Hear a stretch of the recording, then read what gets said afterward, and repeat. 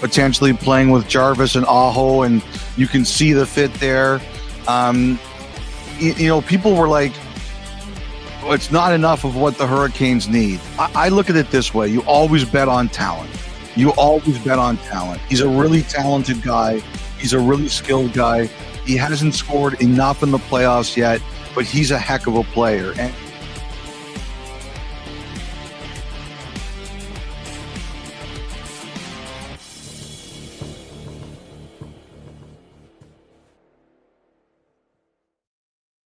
welcome to the Canes Corner podcast. What? A Sunday morning, depending on where you are. Special? Yeah, why not? We haven't had a chance. I haven't had a chance. You probably had a chance. You've probably been wondering, where the heck is he? We had things in the hopper. Anyway, we're brought to you by the Aluminum Company of North Carolina. If it is for the exterior of your home, you can find it there at the Aluminum Company of North Carolina on Hamlin Road in Durham. No place like it. Sammy Hanna and his crew do a great job. In fact, they were out here, as I said, Wednesday. And the docu-signing will be done. And then they will be out here in the coming weeks to actually do the work. All right. Why don't we kind of go through what happened and what still probably has to happen? And we'll just kind of go through some things pretty quickly here. And I appreciate any of you who are joining us on a Sunday morning. All right, let's just talk about the four players who came in. We had the two goalies. Really, both goalies happened before free agency. Caden Primo was acquired from Montreal the night before free agency began. Amir Miftakov, I believe, was really taken care of a long time ago, but I think became official in a signing just after free agency began. Those will probably be the two goaltenders in Chicago to start the season. Certainly Caden Primo will be, and I talked to Trip Tracy about this. There is some history with the Hurricanes and Caden Primo, and it has nothing to do with the fact that his dad used to be their captain, Keith Primo, but that those in the organization have always liked him. Either way, minor league goalies, with Primo having the ability to step into the NHL, given an injury, and what are the odds that either Frederik Andersen or Pyotr Kochetkov comes up injured? I know, long shot at best. All right, but let's get to the two particulars. We already talked about K'Andre Miller, and Elliot Friedman also talked about how Carolina ended up with Miller. We'll talk about that in a minute. That was Elliot Friedman in the open from the 32 Thoughts, the most recent 32 Thoughts, the podcast, which led with what Carolina did in terms of remaking their roster, and it really dealt with just K'Andre Miller and Nick Ehlers. And then, of course, Ehlers, and that was the clip we used, was Friedman talking about Ehlers, what he was looking for. There are a lot of things he was looking for. Look, he also talked about the excitement in the arena that he couldn't wait to experience.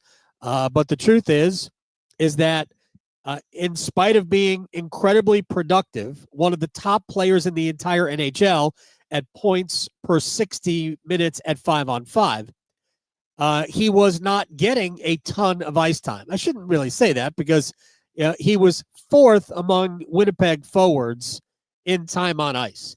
And if you just took those numbers and put it in Carolina, he would have been fourth in terms of time on ice among Winnipeg forwards. The deal is he doesn't kill penalties. So he gets top power play time, but he doesn't kill penalties, so that depresses his numbers. And Winnipeg does top load their ice time. Carolina is much more balanced throughout the lineup. Rod Brind'Amour's always been that way. So Ehlers' numbers in terms of ice time might not go up considerably. Maybe he gets back over 16 or even approaches 17 minutes. But he's not going to play 19 minutes because really only Aho and Jarvis ever do, and they kill penalties. So, so Ehlers, maybe he wanted to play in a top line, and Friedman talked about that. And he might with Carolina. We'll see how the lines shake out. Rod Brind'Amour has never changed his lines. And I'll do some speculating with you about that. Ehlers contract, 6 years, $8.5 million. I'd love to ask Eric Tulsky, and I will the next time I get a chance to talk to him. Why 6 years and not 7? I don't know.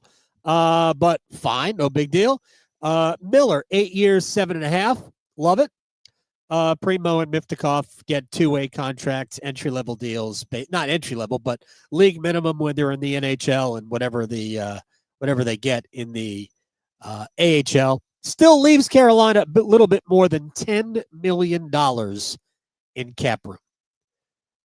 And they'll use it in some way, shape, or form that will be used. All right. I want to get to the way I foresee Carolina's lineup shaking out as is constituted today. And before we get to that real quick, let me just say, I don't believe Carolina will look this way by the time we get to the playoffs.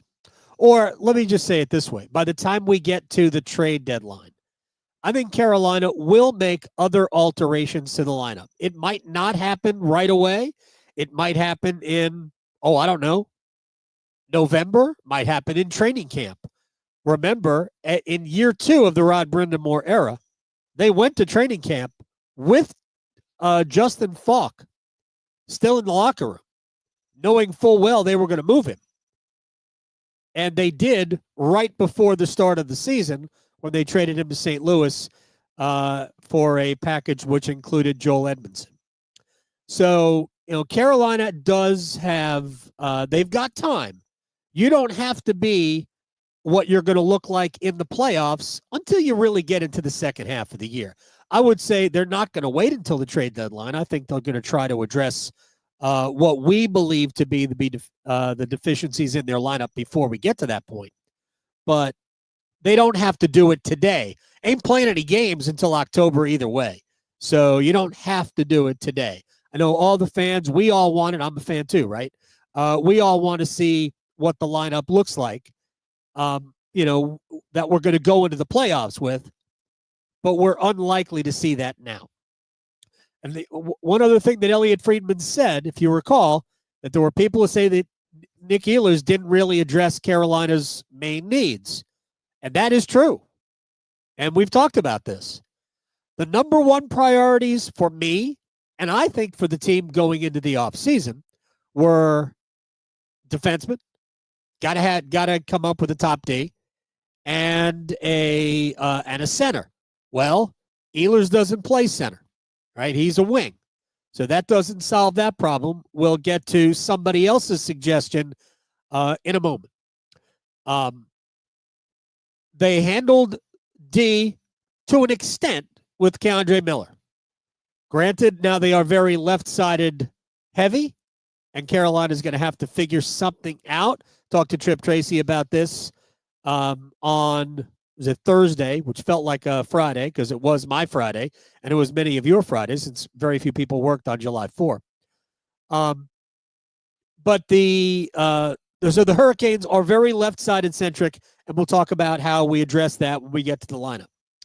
And of course, they still didn't address center, and you could also argue they need to address some team toughness type of a deal, and those things can be addressed.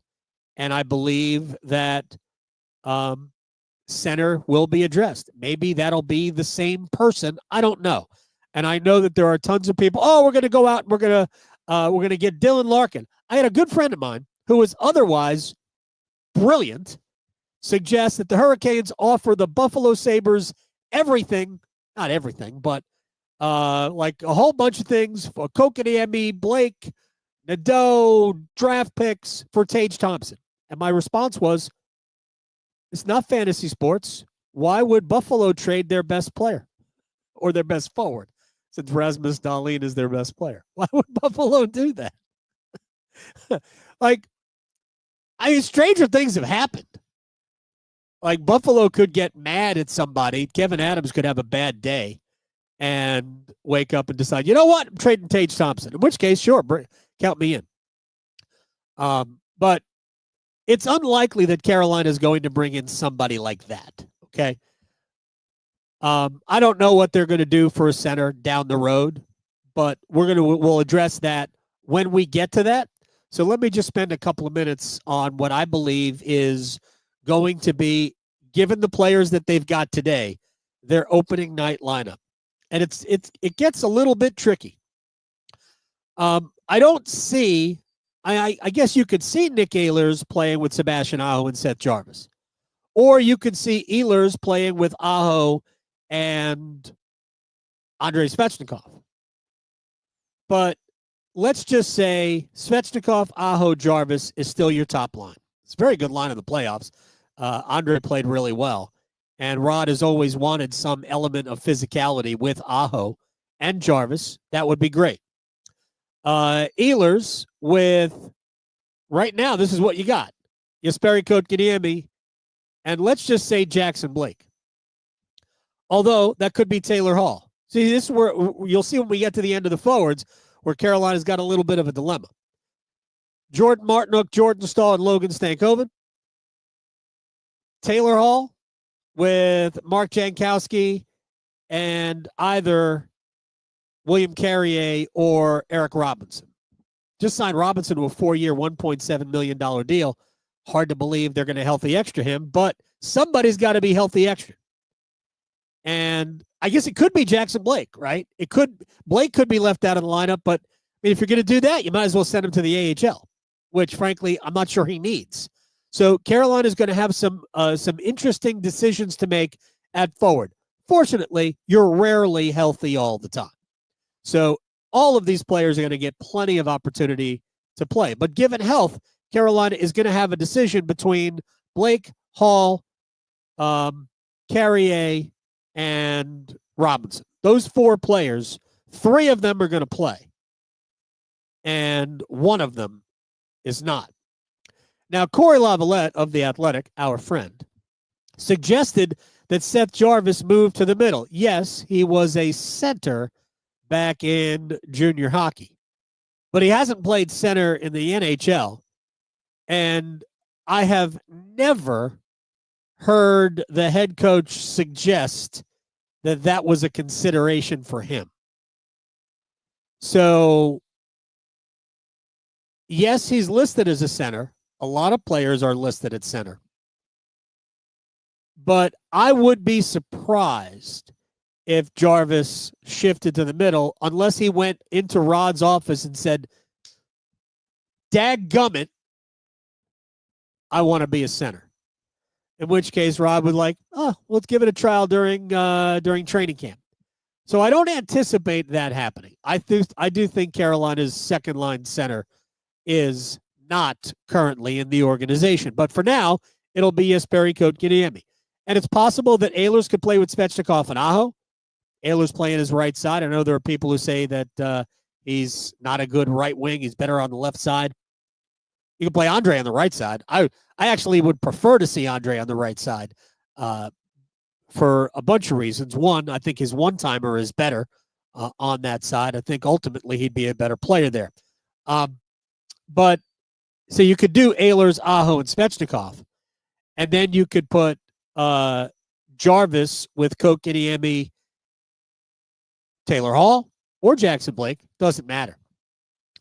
Stankoven has obviously always worked out well with Staal and Martinook, and then the 4th line is your 4th line. And again, I think there will be another move. When Carolina's under no rush right now. They have time on their hands.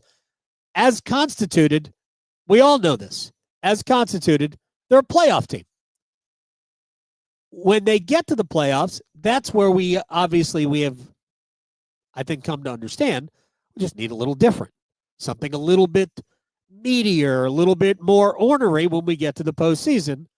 And that's what I believe they will eventually add at some way, shape, or form, whether it's a center, whether it's another defenseman, with some shuffling going on, maybe some trades going on. So I do think Carolina is going to have to get a little tougher and a little more ornery, stuff like that. All right, this was an interesting thing for me that I saw in the on Twitter, And first of all, I thought it highlights just how good at his job Eric Tulsky really is. And it really is hard to argue. Look, he took the big swing from Mikko Rantanen. And then when that wasn't going to work out, he bit the bullet and moved him on and got a really good player and assets back. And oh, by the way, the vehicle through which Rantanen arrived, Taylor Hall, is still around. So you got a good player. Anyway, there were 7 players involved in those 3 transactions. All of these things were made possible by what, in terms of middle of last year to this year, the players that were involved in these 3 separate transactions, the trade for Rantanen, the trade for Stankoven, and then the free agent issues, and also Keandre Miller, who one of the draft picks ultimately going to be Dallas's. All of these things were involved. So you had 7 players and a whole bunch of draft picks. So here's what went out. Martin Necas, Jack Drury, Scott Morrow, 2 seconds and a third. That went out. What came in, now the one also went out that you got back from Dallas. That went out. What came in was Logan Stankoven, Nick Ehlers, Taylor Hall, Keandre Miller, a first and 2/3. And it's actually a good bit of business for Eric Tulsky. And then I did the stupid, the unthinkable, and then I ranked the 7 actual players. I just broke down why I think it was good work from Eric Tulsky. The draft capital is basically a wash. 1 and 2 3s versus 2 2s and a 3. It's basically a wash because that first pick is a very late first rounder anyway. So there. And I think you have to add the fact that Carolina gets 2 players or 3 players on long-term deals, plus another one, a veteran player, for 3 more years guaranteed. So Carolina has certainty about their roster, which is really good. We don't know what Necas is going to be like in Colorado. We don't know. I guess Rantanen probably should be part of that equation too. Anyway, it was good. All of those things were good. Then I ranked the players just for fun. And this was my ranking. I had Keandre Miller first. The reason being, he's going to be a top 4 defenseman for Carolina.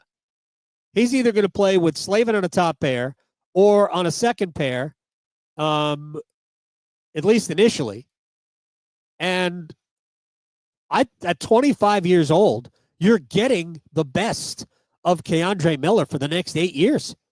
You're going to get a super athlete who's big and strong and physical and super talented and can play offense. I mean, to me, that's an easy call for the number 1 of all these players. This is not to say he's going to score a ton. I mean, I think he'll be around 40 or so points for Carolina given the season, especially if he didn't get power play time in New York, but I mean, he's going to get a lot of ice time. I went Necas 2 and Ehlers 3, but honestly, you could probably slide a piece of paper in between them. I just think Necas's potential is ahead of him. And Ehlers, we already know what he is. Necas is a little bit more durable than Ehlers. Ehlers has scored at a greater rate per game. It's 0.77 per game. Necas is at 0.73 per game. But Ehlers has also been in the league longer and has established himself as who he is. And Necas is still in some ways trying to break through. But again, if you put Ehlers over Necas, I ain't going to argue with you. I just did it the other way. I think they're so close. Stankoven would be next for me. I don't know how big a goal scorer, how big a point producer Stankoven is going to be down the road. But he's an excellent player who helps you win and operates in the middle of the ice is really where Carolina needs.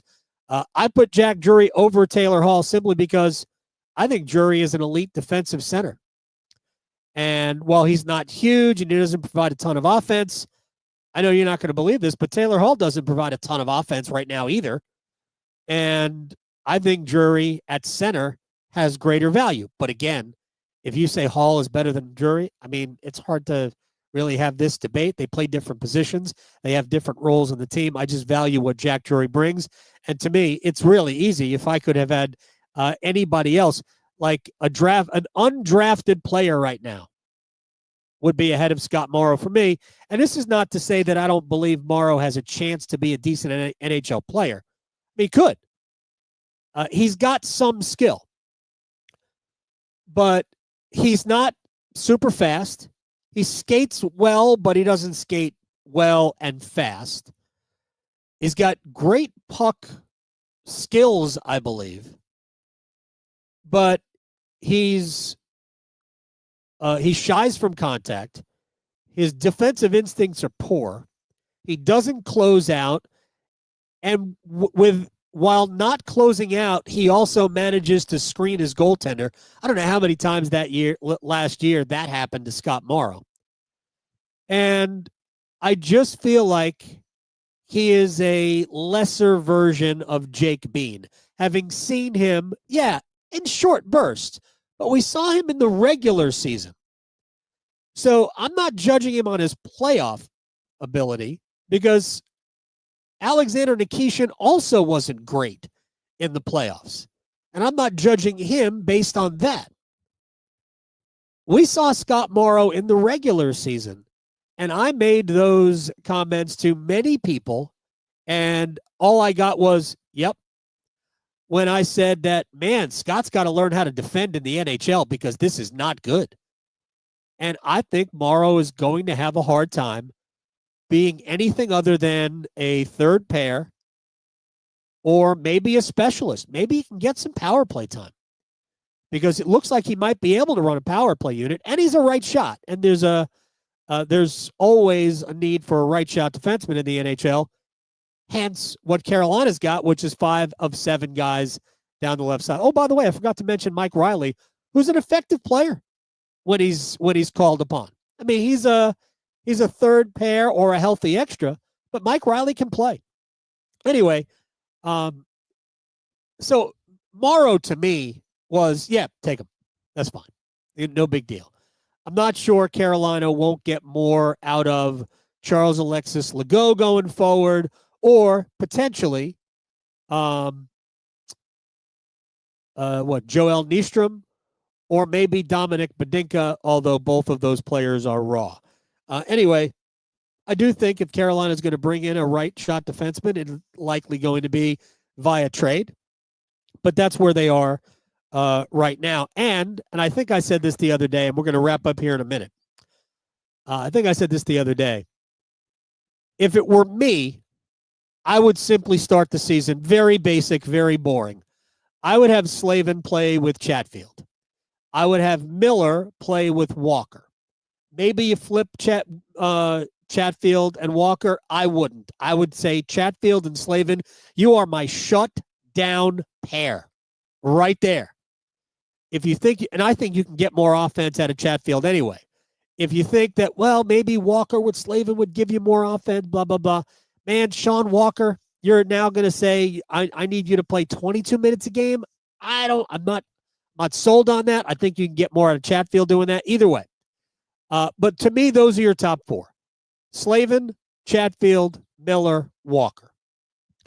And then you play Nikishin as a third pair on the left side, move Gostisbehere over to the right. That's your third pair. Is it ideal? No. Because ideally, the right side of that would be more of a stay-at-home, let's not screw this up type of a deal. That isn't what Shane Gostisbehere is. But he can play the right. We've seen him do it. And this way, Nikishin, who is not ready to be a top 4 NHL defenseman, we've got to be smart about this.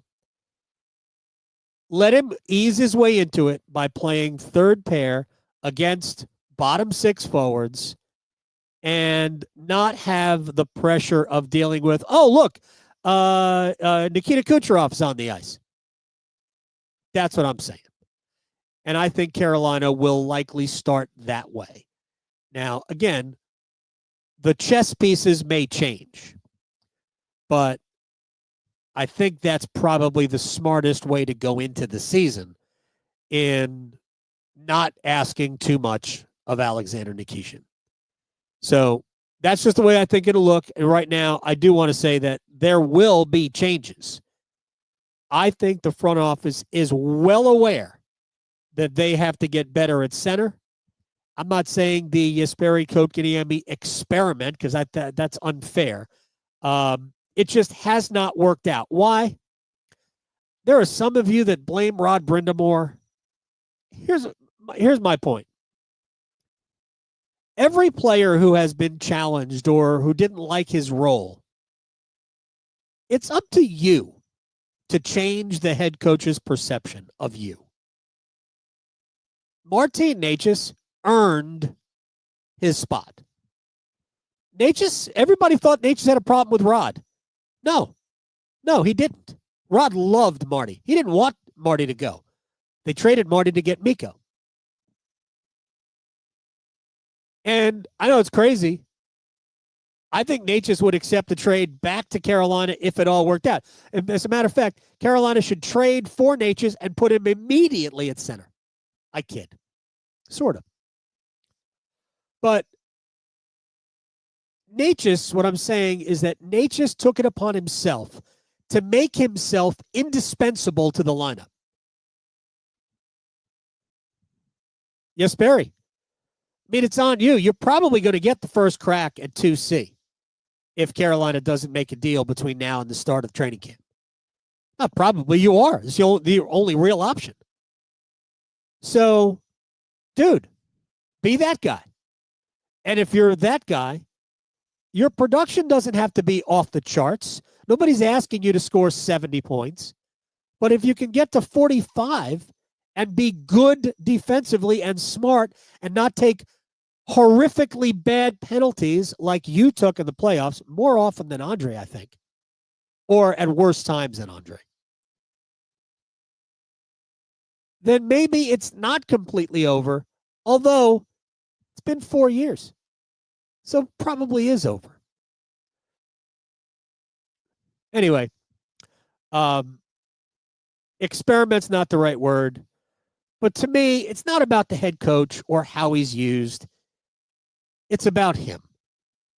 And Kotkaniemi, now 7 years in the league, has yet to demonstrate, 7 years in, that he can be consistently relied upon in the middle. Does that mean it can't happen? No. But I would say the clock has been ticking, and the sand is draining from that hourglass on it. And I think if Carolina were to go out and get a center, ideally, he would be part of the return for Carolina. I know some of you think he just needs a fresh start. We'll see. Anyway, real quick before we get out of here, I just want to mention this because this is going to be funny. Next year in the draft, by the way, the 32 Thoughts, the podcast, Elliot Friedman talked about Carolina threatening an offer sheet to Edmonton, which is why the Evan Bouchard deal got done so quickly.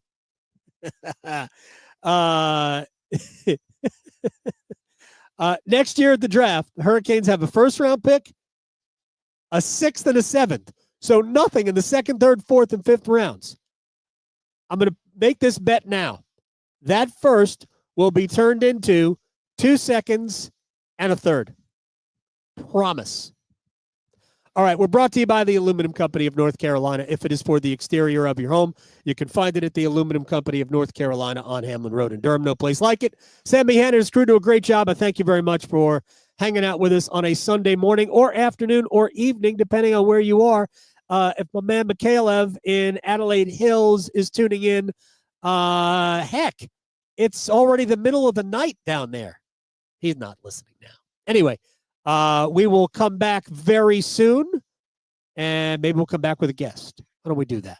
I'll see you down the road. This is the Canes Corner Podcast. I'm Adam Gold. Enjoy the rest of your weekend.